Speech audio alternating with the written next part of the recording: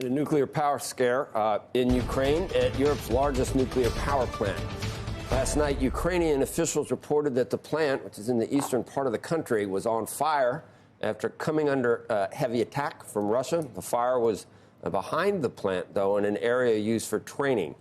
Firefighting efforts were initially blocked because of the Russian assault, but the fire has now been extinguished, and Russian forces have seized the power plant. Joining us now is Jack Jacobs, retired U.S. Army colonel, Medal of Honor winner, and an NBC News military analyst.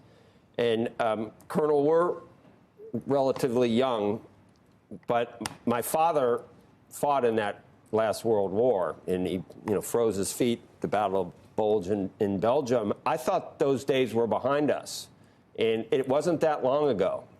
And what we're seeing now is so shocking and so beyond the pale, but it's something that, do we need to come to grips with this after that Macron conversation yesterday, that this guy can keep going even after Ukraine?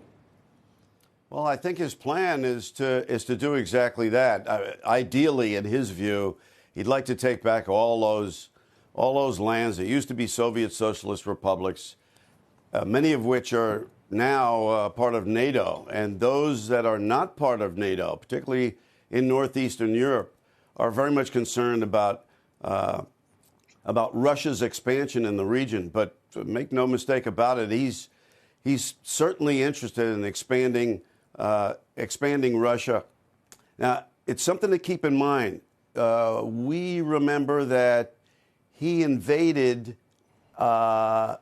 Ukraine 8 years ago, and took over Crimea. And nothing resulted from his doing that. And then we had 4 years of a president saying that relationships, alliances were not important, that we were not particularly interested in Europe, and all that contributes to what we see today. So he's not convinced that we have very much interest in defending our interests. And your observation that the perception that the kind of ground warfare that we saw in the Second World War, in Vietnam even, and in other skirmishes around the world, those days are over.